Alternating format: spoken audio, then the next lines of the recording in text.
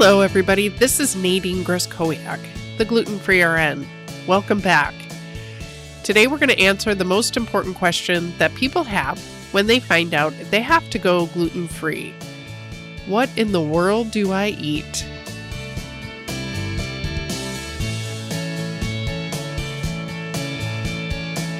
Hello, this is Nadine, the gluten-free RN. Today, episode 17, we're going to talk about what in the world are we going to eat on a gluten-free diet?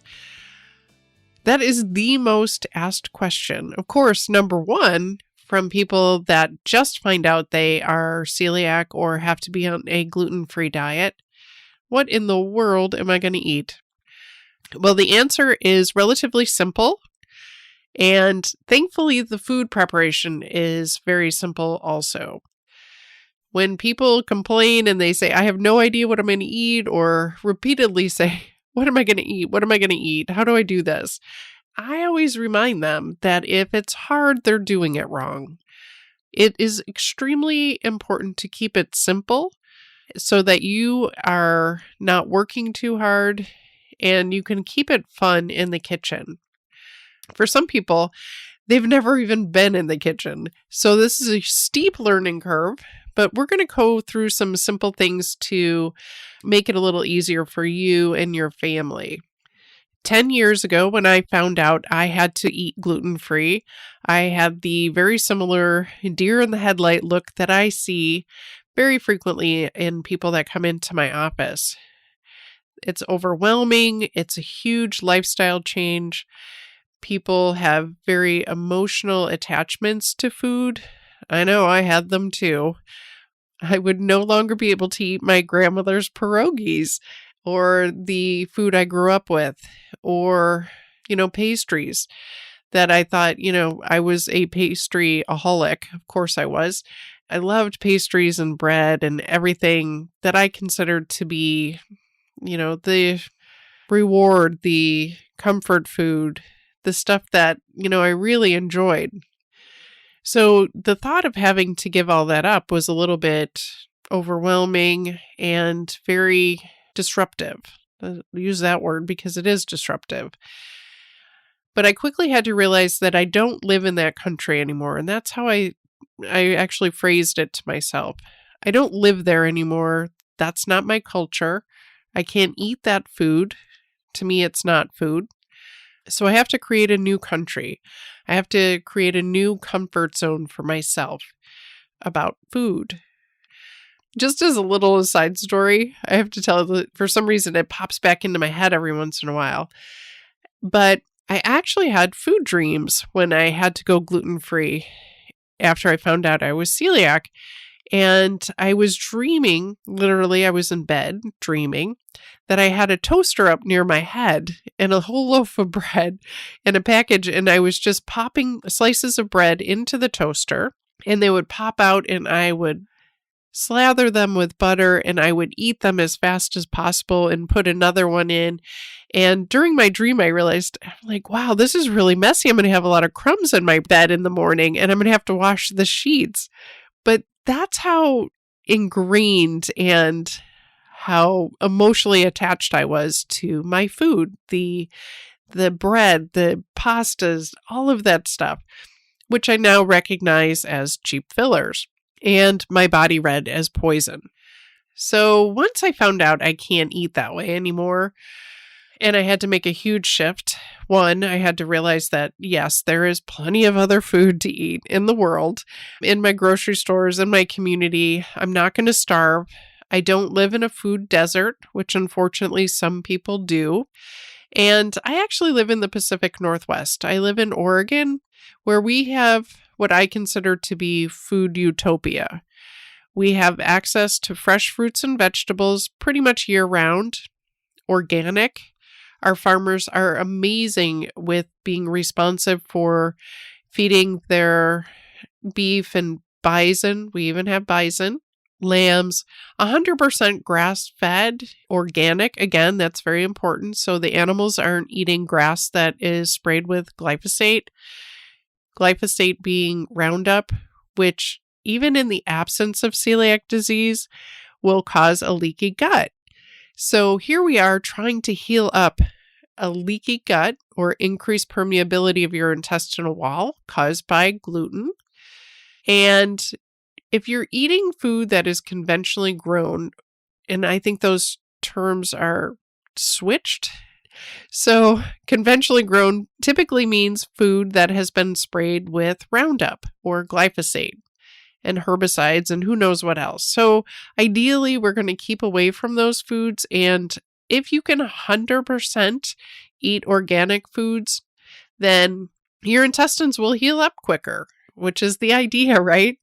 And so when people have a hard time healing their intestines from the ravages of celiac disease, I really do encourage them to completely 100% eat gluten-free and 100% organic. As much as possible, we do live in the real world. So we all have to do the best with what we have. And I'm going to help give you some ideas today about what some of those good ideas might be. Because 10 years ago, there was no nurse doing a podcast telling me how to eat and how to replace my gluten-containing foods with gluten-free foods, or how to actually ideally eat much better. Initially, replacing gluten-containing foods with gluten-free foods was how I opted to shift. It was the only option I thought I had. And so that's what we did. We cleaned out our cupboards of all gluten-containing foods as much as I knew at the time. And we replaced them with gluten-free pasta, gluten-free cake mixes, who knows what else. Bread I never really replaced. I just figured I'd give it up. That was fine. What I quickly realized is that those gluten-free foods were not necessarily healthy for me. The more I learned about gluten intolerance and celiac disease or non-celiac gluten sensitivity, the more I realized I really just needed to focus on whole food, nutrient-dense foods, and foods that were super good and high fat. The important other thing to realize is that even if you think you don't like foods, like fruits and vegetables, once you clear your system of all the gluten and any of those other proteins that are addictive, like dairy, then your taste buds will change. I never thought I liked Brussels sprouts. Now I eat them like candy, especially if they're roasted or sauteed in bacon fat, then they're extra good candy. So my body craves different food now, mostly based on specific nutrients as far as B vitamins and calcium, but I get those things mostly from my fruits and vegetables, which I eat a ton of vegetables. So when people say, you really should shoot to eat 10 fruits and vegetables a day, I'm pretty sure I'm surpassed that by a multitude. So really just focus on fruits and vegetables, 100% grass-fed, no antibiotic, no hormone beef, lamb, bison, whatever it is that you eat as meat, make sure it's as clean as possible, that your animals are as well tended as you are. So we talk about humanely raising animals and sustainability. Really, what we want to focus on is making sure our farmers are as well fed as we are, because they do us an enormous service by providing us with organic, great food that is locally sourced. And we want to make sure that they're healthy and happy also. So please don't argue with your farmer when he or she says, these eggs are $6 a dozen. Pay it and ask if they need any more so that they continue to be successful in producing great food for us. So I, of course, no longer drink dairy or eat any dairy products. My body definitely doesn't like them because the gluten protein and the dairy protein are molecularly very similar. So my body and most people with celiac disease are unable to tolerate the dairy protein, mostly the casein, but it's probably just about everything. Some of us even cannot tolerate ghee, which is supposed to be clarified butter or the fat that comes out of the dairy. So good dairy replacements would be things like Kite Hill cheese and yogurts made with almond milk. Coconut milk is my favorite, and I like one that is 100% coconut milk. There's no added water or emulsifiers or Kyrgyzstan or any type of anything else. It's coconut milk. So the coconut milk that I use is 100% organic and just coconut milk. I also like hemp milk. These are my two favorites because they both have very bioavailable good fats, omega-3s with a really good ratio to omega-6. So good fats to bad fats, badder fats or not such good fats. And I want to make sure that you have access to those. So if your co-op doesn't carry 100% coconut milk or a really good hemp milk, just ask them. Your grocery stores really will respond if you request that they carry a product, if they know that you're going to buy it. Kite Hill cheeses were exclusive to Whole Foods, which is nationwide, but that's not the case anymore. You can get Kite Hill cheeses at natural grocers. Many of the co-ops carry that product line now. And again, it's cheese that is made out of almond milk, and they also make a yogurt. My favorite one of the cheeses is shaped like a brie. It actually looks and tastes very much like brie cheese. So it's a great alternative and a great actual product to have on hand if you're going to a party and you want to put out some Jill's crackers and maybe some pesto on a plate, some vegetables to dip into the pesto, and also a brie cheese or they have one that's a chive and truffle cheese. You might want to try that one. Really good. So again, this doesn't have to be hard. It's just making sure you have these things on hand. So if you do have people over or you want to have dinner at your house, you're well supplied. So many of us have to be gluten-free, dairy-free, soy-free, nut-free, and it can be a little overwhelming, even for me sometimes. But the reality is this is where we live right now. This is how we have to live. So coping with it is our only option, and we just have to make sure we have good coping skills in place and a great support system of people that love us and want us to be healthy. Just a nice reminder to stick with nutrient-dense foods as much as possible. And nutrient-dense foods are things like fish and vegetables. And if you're going to do sugars, I would say molasses and honey are the two sugars, if you're going to add them to a recipe or something, that I would stick with for the most part. I do use some maple syrup or maple sugar every once in a while. The less any of these foods are processed, the better. If you have a yard or a lawn and you want to turn it into a garden, this is a great year to start. There was something on the internet not that long ago that said, growing food is like planting money. So the more food you can grow in your yard, even if you only have planters or a little bit of soil, please think about putting in some plants that will actually feed you. Kale is very hardy, and tomatoes.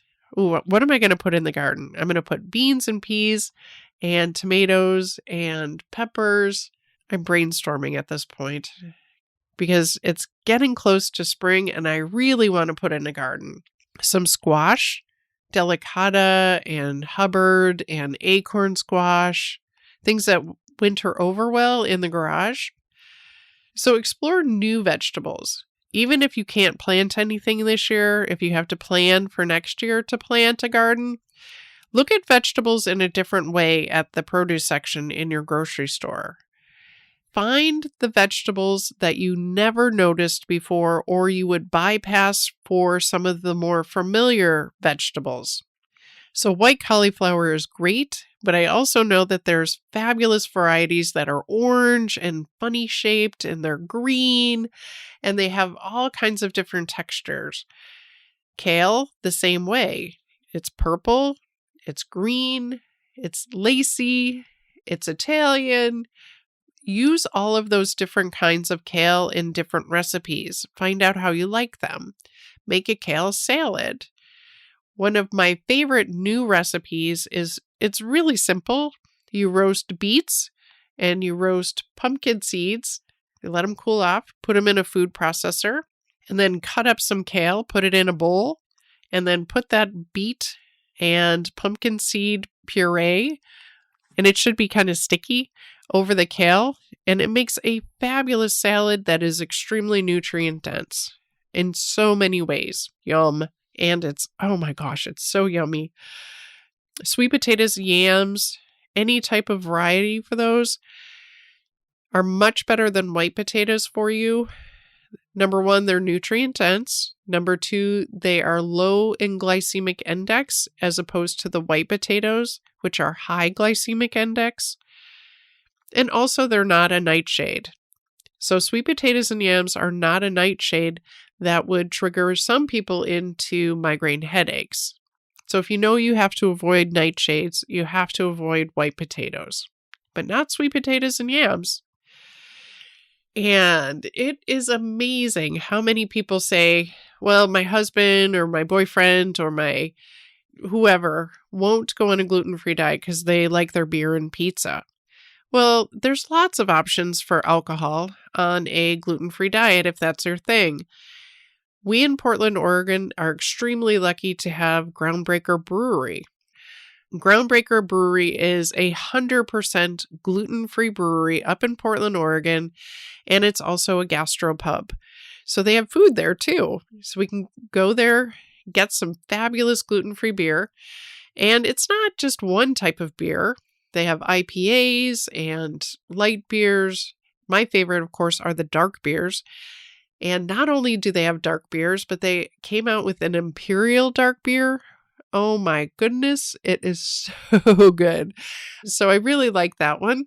But also local to Corvallis, Oregon, we have Two Town Cider, which not all hard ciders are gluten-free. Please do be aware of that. Make sure that anything that you're going to put in your body is gluten-free and not contaminated by anything else. So not all ciders are gluten-free. There's many products out there that say they're gluten-free or that show up at gluten-free expos or fairs. Please avoid those like the plague because they are not gluten-free, and many people drink them thinking that because they're at a gluten-free convention or a conference that they are in fact safe for celiacs, and the reality is they're not. Stick with things like Groundbreaker or Two Town Cider or Honey Mead. That is another local product made strictly with honey that's fermented. And, there's lots of options. Like I said, you don't have to stick with the standard crappy beer. Now that I look back, I go, oh, that's not such a good beer after all. I did drink it at the time, but I don't miss that at all because there's so many other great tasting options. So if there's somebody that in your life that is, holding back and going, I can't do it because I'm not going to give up my beer. I can't give up my beer. Please assure them that there's lots of options, and that shouldn't be the reason that they choose not to go on a gluten-free diet, because there are lots of options. So I gave a talk about tailgating at a local community event.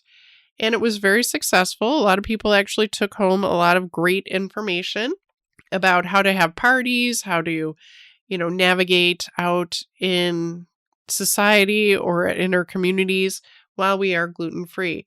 If I had to go to a tailgating event where I was not preparing all the food, then I would make sure I would take what I was going to eat for myself and my people.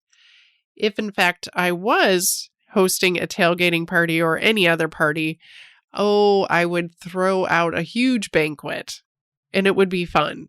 So this does not have to be super stressful. It can be relatively easy. Again, if it's too hard, you're doing it wrong. This is very simple as far as cutting up some fruits and vegetables, putting them in a platter, some homemade pesto, which is not hard to make. So many different options. And I'm going to read a quote from Michael Pollan. If you have an excuse that food is too expensive on a gluten-free diet, cheap food is an illusion. There is no such thing as cheap food. The real cost of the food is paid somewhere. And if it isn't paid at the cash register, it's charged to the environment or to the public purse in the form of subsidies. And it's charged to your health. Again, that's from Michael Pollan. I don't agree with everything he says. He did have a pasta in the front of his last book, so he and I should talk about that. But I do agree with the fact that there is no such thing as cheap food. You will pay for it somewhere. So buy the best food that you can and make changes quickly and effectively.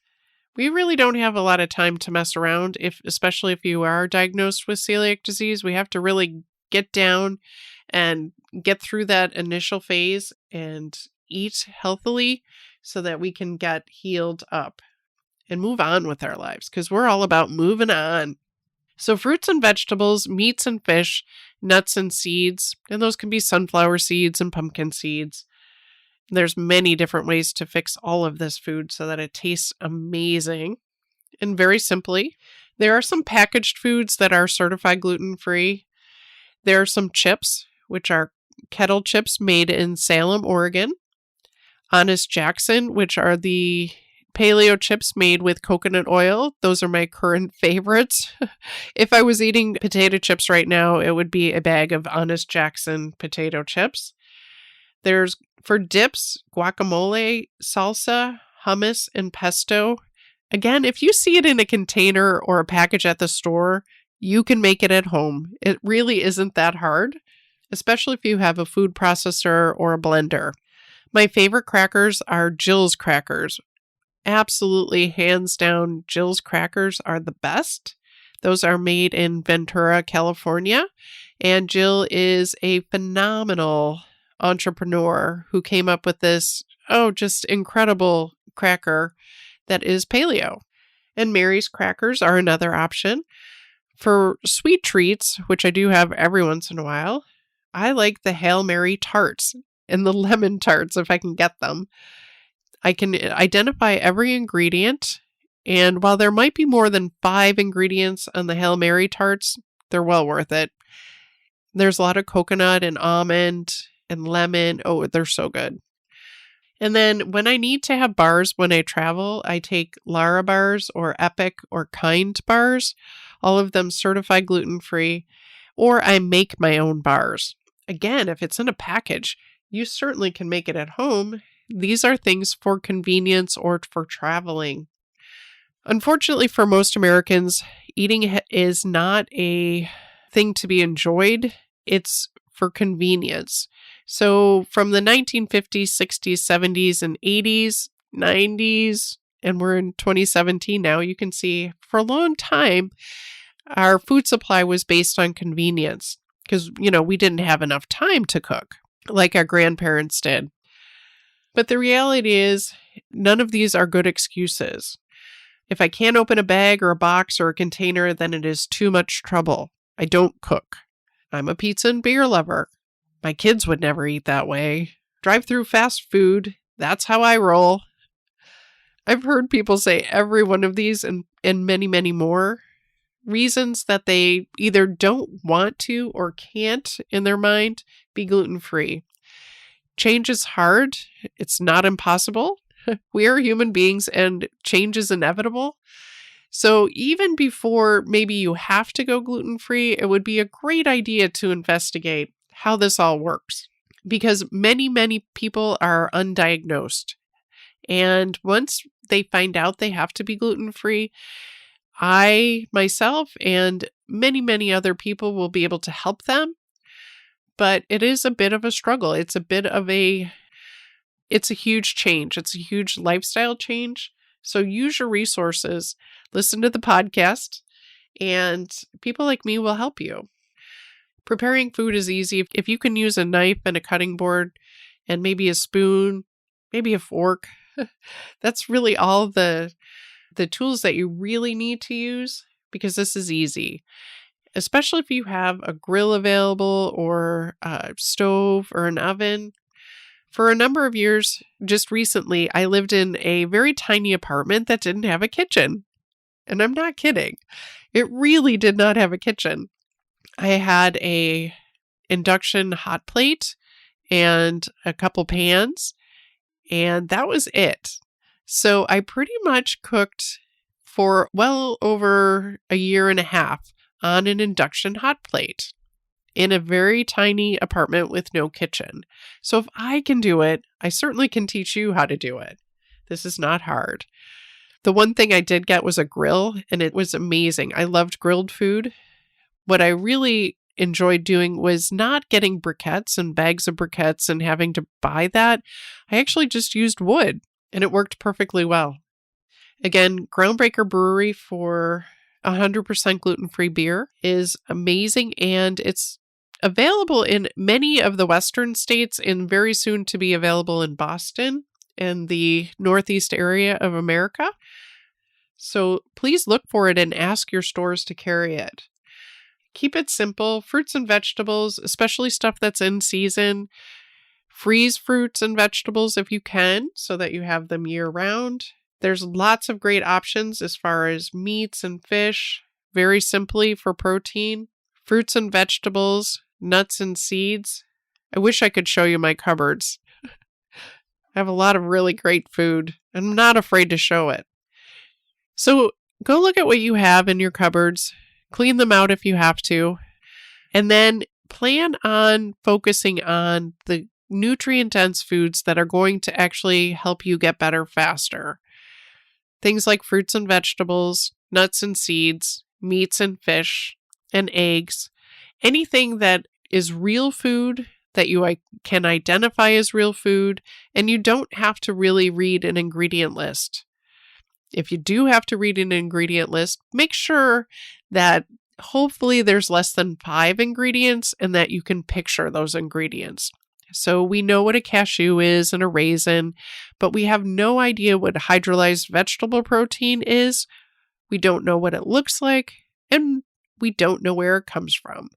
So the second I see one of those very ambiguous ingredients, I'll put that product right back up on the shelf, and I'm certainly not going to buy it.